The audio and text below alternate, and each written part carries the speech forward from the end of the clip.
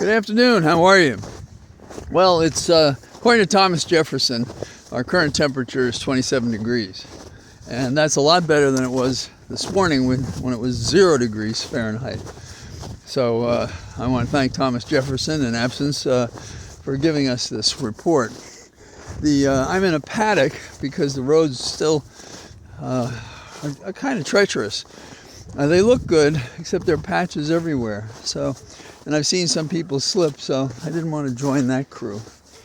Many years ago, I had worked on a book that I'd wanted to write about pain. And when we finished it and Holly served as editor, she said, now we're going to do something I want to do. And I said, what was that? She wanted to go to Antarctica. And my first reaction was, what for? But I really got into it.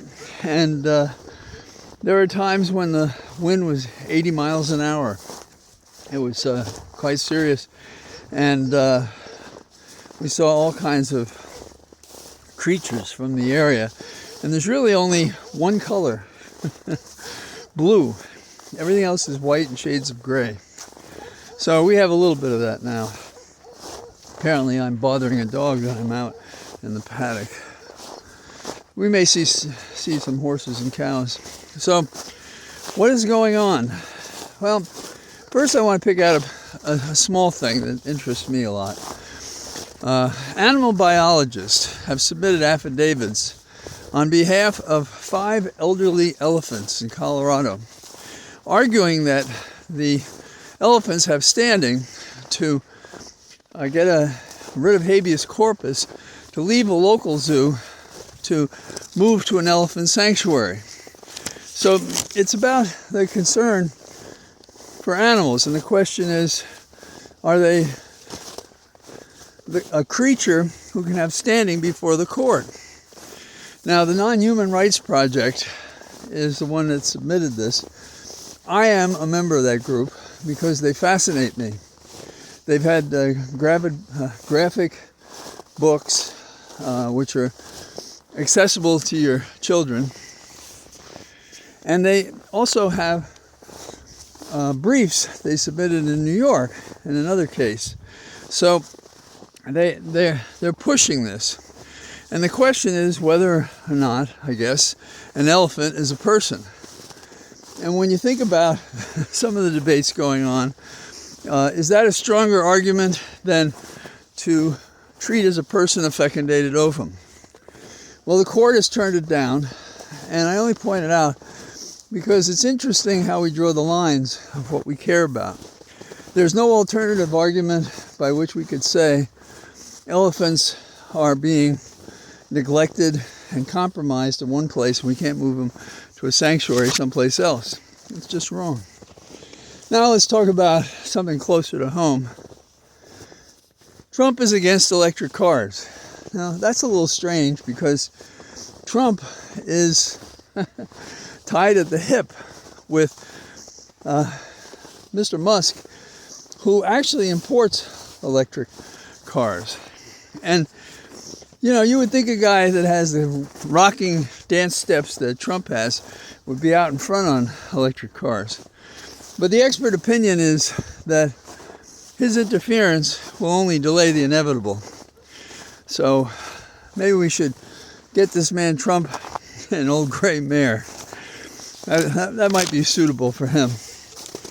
Now, over at Justice, former felon Trump has his defense counsel, Mr. Beauvais, who unsuccessfully defended him in the state prosecution for hush money. And the question is, what is Beauvais doing as the acting assistant deputy attorney general, who does not, with that position title, require the Senate to inquire whether to approve him or not? So he's sending out memos, and he's saying he's going to investigate local officers who resist, obstruct, or fail to comply with immigration demands. So they're trying to criminalize the assertion that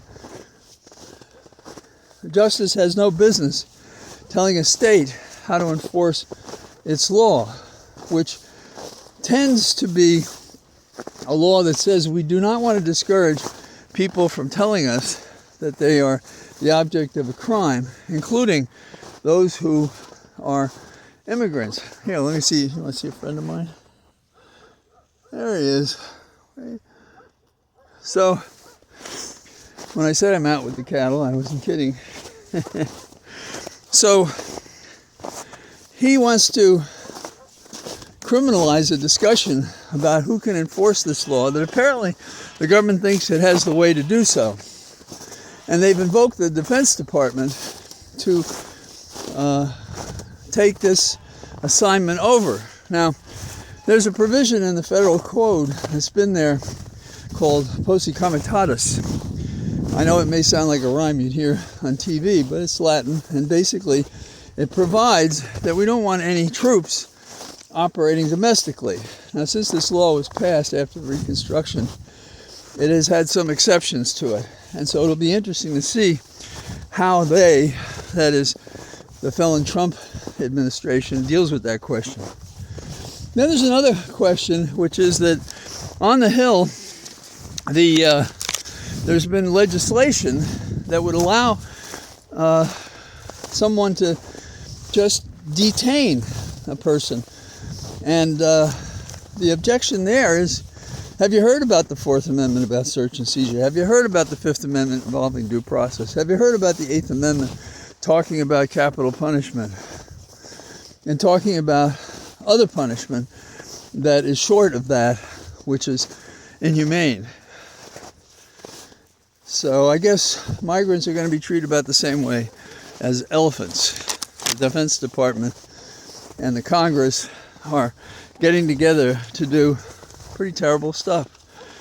A note went out to 249 elected officials, and the message that was sent to them by the Trump administration was that if they fail to help